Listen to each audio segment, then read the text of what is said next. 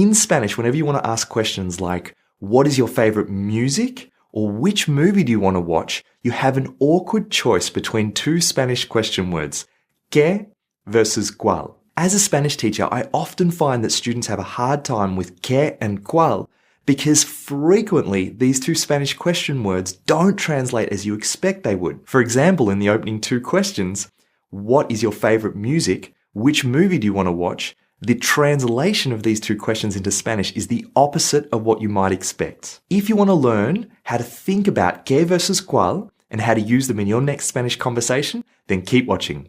Vamos! Hola a todos y bienvenidos. I'm Andrew Barr and welcome back to Real Fast Spanish. To start off with, if you look up ¿qué and cuál in a Spanish to English dictionary, you'll find that ¿qué is what and cuál is which. Now this is okay because these translations do work sometimes, but there are two problems. Firstly, what and which aren't always obvious in English. For example, what movie do you want to watch? Which movie do you want to watch? What is your favorite ice cream flavor? Which is your favorite ice cream flavor? Therefore, when it comes time to translate what and which into Spanish, you've got a difficult starting point. The other problem is that there are situations in English where what is the obvious choice, but the translation into Spanish is actually cuál, and vice versa. So what do we do instead? Well, the first question you need to ask yourself if you're trying to decide whether you need to use ¿qué or cuál is, are you going to use the Spanish verb ser, which in English is to be? So do you want to ask questions like what is or which is? If so, this leads to a simple choice in Spanish between ¿qué es or cuál es?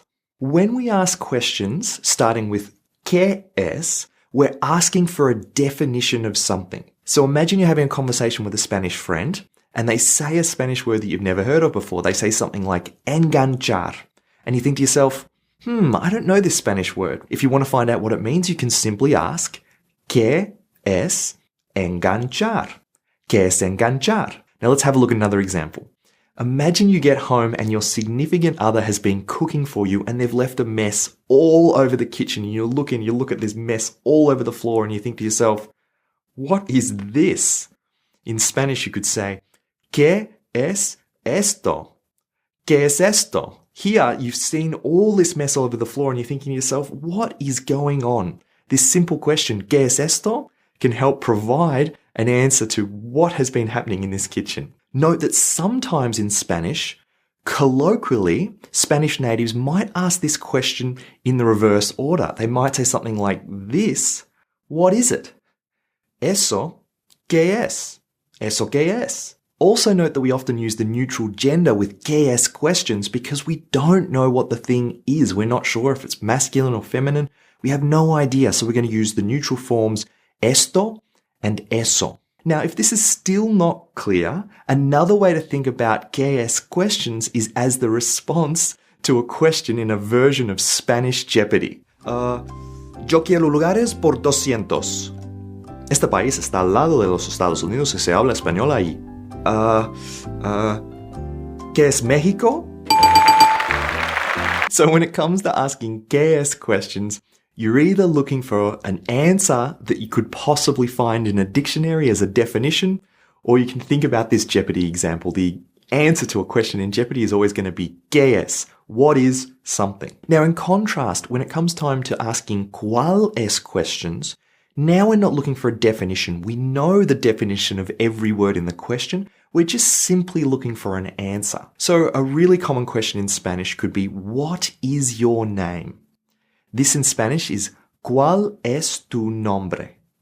¿Cuál es tu nombre? Note in this question that we already know what nombre means. We're not looking for a definition of what is a name. We're asking what is your name. So we have to go with ¿cuál es? Now another example might be to ask someone, what is your address?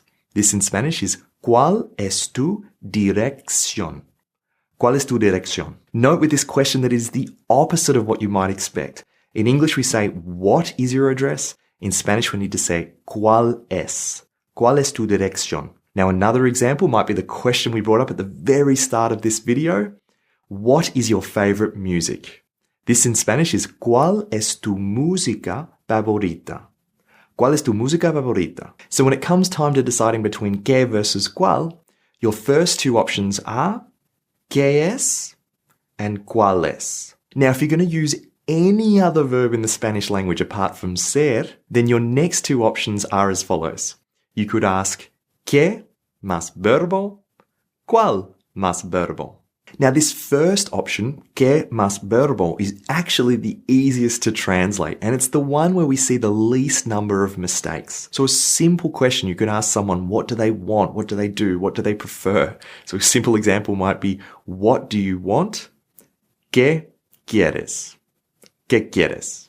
Or you could ask, what is going to happen? ¿Qué va a pasar? ¿Qué va a pasar? In contrast, ¿cuál más verbo is asking about a very small subset of possible answers. So for example, if you're discussing what movie you want to watch with a friend, you could say, do you want to watch the action movie or do you want to watch the romance movie? You could simply ask in Spanish, which one do you want to watch? Which one do you want to watch? This in Spanish is ¿Cuál quieres ver? ¿Cuál quieres ver? Note that in this question, ¿cuál is asking which one of these two options do you want to watch? So you can think of ¿cuál más verbo as which one. Now another example, imagine you're trying food with a friend and you want to ask them which one do you like more? This in Spanish would be ¿cuál te gusta más? ¿Cuál te gusta más? So when it comes time to choosing between ¿qué versus cuál, your next two options are ¿qué más verbo? ¿Cuál más verbo? As an extension of that last example with ¿cuál más verbo, you can also ask ¿cuál de? To list the options in the question itself. So for example, you could ask, which of these books have you read? This in Spanish is ¿cuál de estos libros has leído?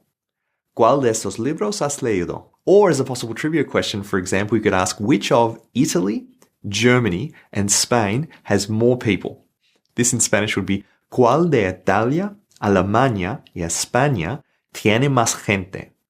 ¿Cuál de Italia, Alemania y España tiene más gente? So we can now add this use to the list as well. So we now have ¿cuál de? Which of these options? The next structure we can use for asking questions with ¿qué versus cuál, we also see students making a lot of mistakes with this structure, and that is ¿qué más sustantivo? So this is when you put a noun right next to the ¿qué itself. So instead of asking questions like what is or what do you prefer, you're now asking what color, what movie, what outcome do you want?